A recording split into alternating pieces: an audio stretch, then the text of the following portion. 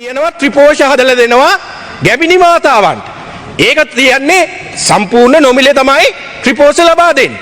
ඒ වගේම ඒකෙම සෞඛ්‍ය අමාත්‍යාංශයේ යටතේම මිලදී ගන්න පුළුවන් තියෙනවා සුපෝෂ. සුපෝෂ කියන්නේ 100% රජයේ සතු ආයතනයක්. මේකේ ජාන විකෘති කළත් නැහැ. රටේම පිළිගත්ත දේ තියෙනවා. හැබැයි රජයෙන් නොමිලේ දෙන පැකට් දෙකට සමපෝෂ තමයි පාවිච්චි කරන්නේ. ඇයි සුපෝෂ පාවිච්චි කරන්නේ නැත්තේ? මේක කෝටි 30ක බිස්නස් එකක්. මේක රජයේ ආයතනයට ලබා දුන්න නම් මිලියන 300ක්. 110ක ලාභයක් තිබුණා නම් රජයට ඉතුරු කරගන්න තිබුණා මිලියන 30ක්. ඒ මිලියන 30ෙන් දෙන්න තිබුණා ගැබිනි මාතාවරු 60000කට.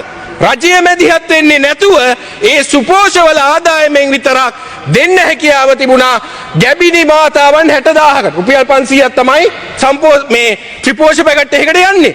හැබැයි වෙළඳ අමාත්‍යතුමා සතුසෙන් මොකද්ද කරන්නේ? සතුසෙන් රජයේ ආයතනයෙන් මිලදී ගන්නවා වෙනුවට එතුමා යනවා සම්පෝෂයකට. දැන් අපි දැක්ක සතොසේ සභාපතිවරයා ඉන්නේ CBL. එහෙම නැත්නම් සෙලෝන් බිස්කට් ලිමිටඩ් එකේ හිටපු CEO ඩිරෙක්ටර් තමයි අද ඇවිල්ලා සතොසේ චෙයාමන් වෙන්නේ. පඩි ගන්නෙත් නෑ කිව්වා. හැබැයි පඩි ගන්න නැති සභාපතිතුමා රටේ ජනතාවට නොමිලේ බඩු පාර්සලයක් ගන්න ගත්තම රජයේ ආයතනයේ දිහා බලන්නේ නැතුව සුපෝෂ දිහා බලන්නේ නැතුව අන්තිමට සමපෝෂ අරන් රටේ ජනතාවගේ බදු මුදල් මෙහෙම නාස්ති කරන එක සාධාරණද? විපක්ෂය පාර්ලිමේන්තුවත් පාවිච්චි කරලා සමාජ මාධ්‍යයේ තියෙන බොරු ඇවිල්ලා මේක කියනවා නම් ඒක ඊටාම පහත් ගණයේ ක්‍රියාකාරකමක්. ඒ නිසා ඒවා කරන්න එපා.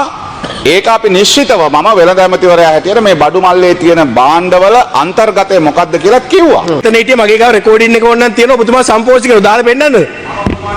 සුග කිලෝ 3ක් පිටි කිලෝ 2ක් පාන් පිටි කිලෝ 2ක් සමපෝෂ පැකට් දෙකක් ඒ වගේම ග්‍රෑම් මන් දන්නේ මේක තියෙන වීඩියෝ එක තියෙන දැන් හැන්සාඩ් එක ඉල්ලුවා. මොකද හැන්සාඩ් එක තාම print කරලා නැහැ. හැන්සාඩ් එක හම්බෙන්නේ ඉස්සරහට හමු වුණාම බලමු එමත්තුමා. උතවා හිතේ තියාගෙන සුපෝෂ කටින් සම්පෝෂ කිව්වද මන් What is wrong with you people?